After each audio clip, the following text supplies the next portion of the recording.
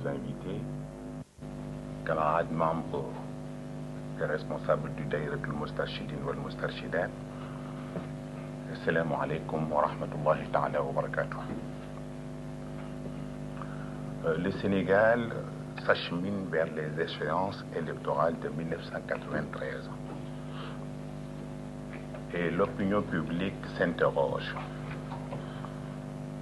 Mais la vérité que tous les Sénégalais cherchent est loin d'être l'apanage de tel ou tel autre parti politique.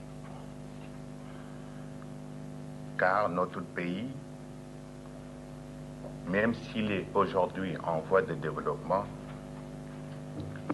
considérons ce développement comme une pesante construction chargée de toutes les erreurs du passé.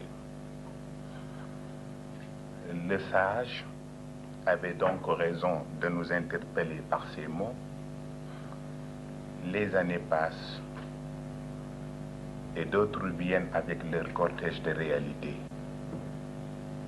Mieux vaut rester sur ses gardes pour ne pas tomber dans le piège. Certes, c'est un piège multiforme. Piège confrérique et maraboutique. Piège politique et démocratique. Enfin, piège économique et monétaire. Face à cette situation, l'idée d'organiser cette journée d'études est d'une importance capitale, car la loi de la prévention a toujours triomphé sur celle de la guérison. Mais pourquoi le Daïratul Moustarchidine wal Moustarchidati a-t-il pris l'initiative d'organiser une telle journée? Pour les uns, le Daïra est un mouvement intégriste. Pour les autres, c'est un parti politique déguisé.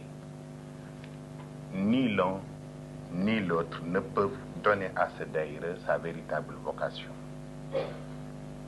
Le problème reste souvent une mauvaise interprétation pour tout ce qui touche la religion.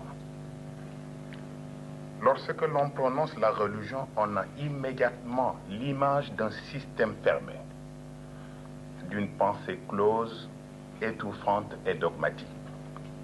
Dès lors, on a tendance à poser certaines questions.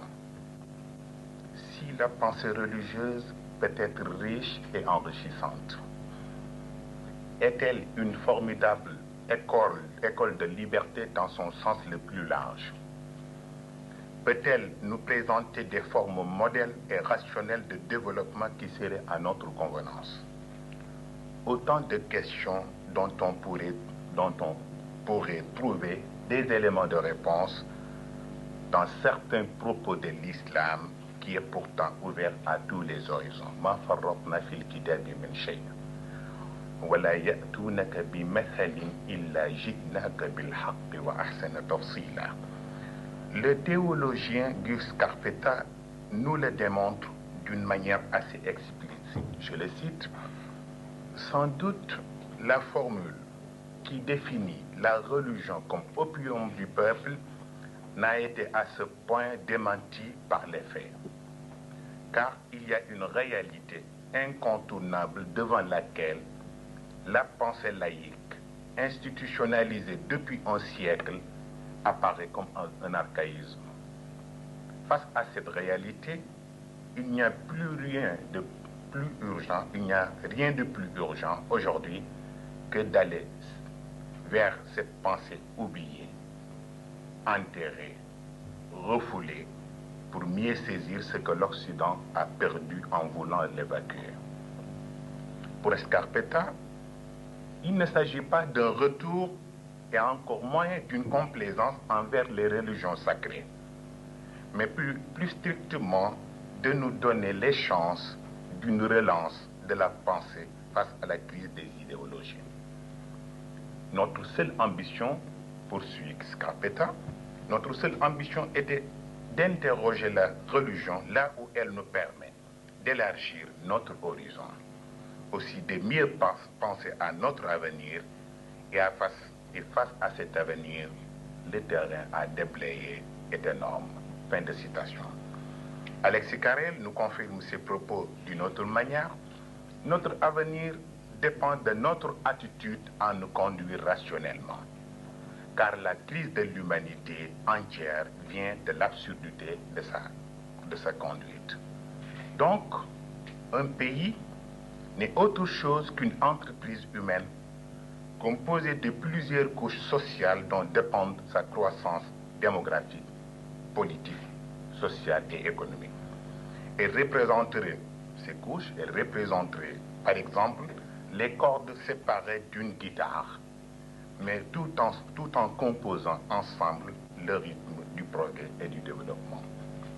Pour toutes ces raisons, nous avons organisé cette rencontre afin que chacun nous apporte sa contribution pour un Sénégal meilleur et un avenir plus radieux. Pour terminer, permettez-moi de remercier au nom du Daïratul Moustachidine wal Moustachiyat et à votre nom aussi, M. Ibeder Cham et M. Moustapha Niass qui ont bien voulu accepter d'introduire ces thèmes qui nous interpellent tous. Le choix justifié qui s'est porté sur leurs personnes, sur celle des modérateurs, des présidents des séances et des participants, augure de la qualité et du retentissement de nos assises. D'autant plus que ce choix s'est fait en dehors de toute considération partisane, afin qu'on ait un véritable débat d'idées avec la participation active et généreuse de tous. Nous remercions aussi tous les invités ici présents. Cette journée d'études, nous l'espérons bien, marquera de son empreinte à l'avenir de notre cher Sénégal.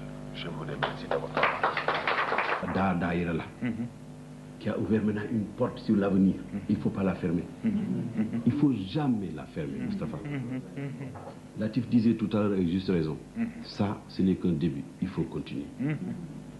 Mais il faut continuer dans un cercle comme celui-ci où chacun peut dire ce qu'il pense sans craindre quoi que ce soit.